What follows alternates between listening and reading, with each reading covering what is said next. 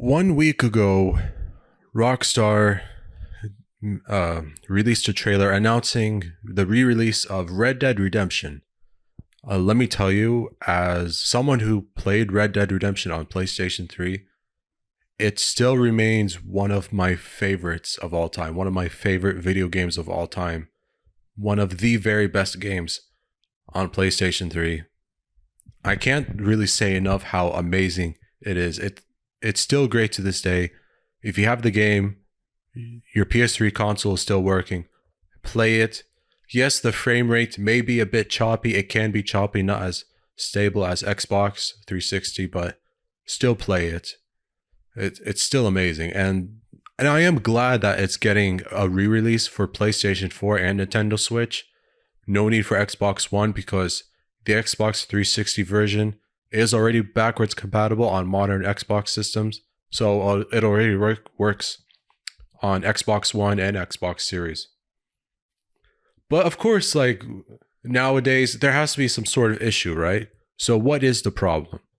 Why? Yes, it is out by now. The trailer I saw on August 8th announced that it's coming August 17th. And yes, it's already out since then. So it's available if you want to buy it digitally.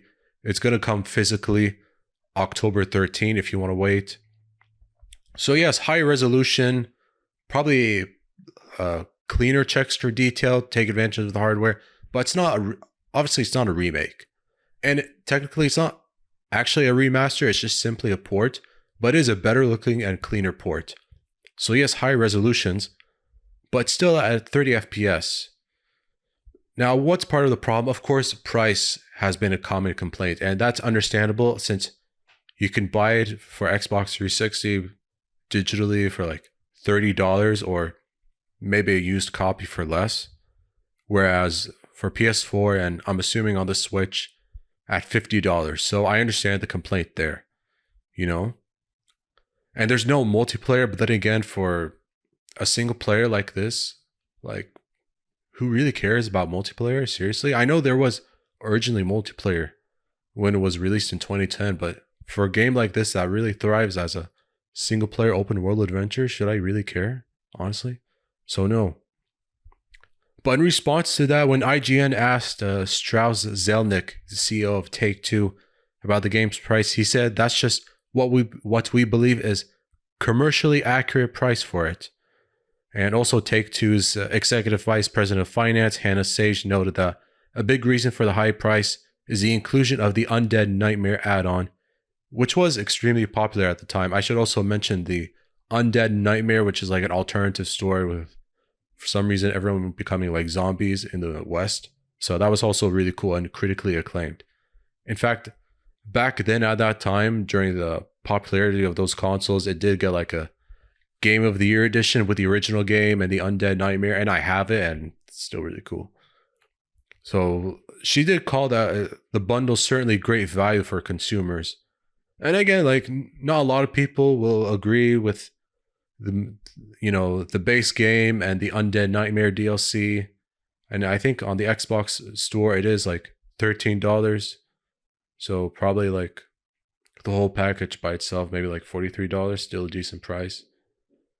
But I mean, like, when you play it on Xbox One or even like, let's say on the One X, like it'll still look really sharp, close to 4K and maybe HDR. So not so like, and yeah, it's going to work on PS5 backwards compatible, no native PS5 version. But I was a little bit disappointed about nothing announced for Windows platform when you think about Red Dead Redemption 2, which, still one of the very best games ever, universally acclaimed.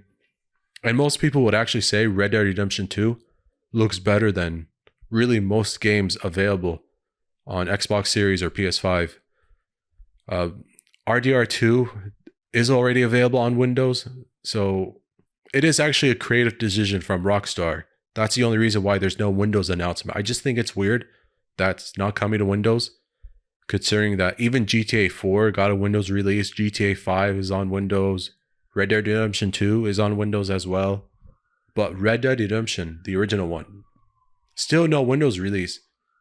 I mean, If you can still buy an Xbox 360, get a PS3 version, great. If you have a Switch now with the PS4, also great. But I think I was just a little disappointed about not the game not being announced for Windows, because it is an all-time great. It is one of the very best classics, one of the very best open world games. I know there have been a lot of great ones since then, but I just think this one still stands against the test of time. And I would say, like, gameplay wise, smoother than GTA 4, because some people called it GTA in the West when it was released, but it's really an amazing story about an outlaw forced to pay his debt to go after, his old friends he used to do robberies and crime with, in order to reunite with his family.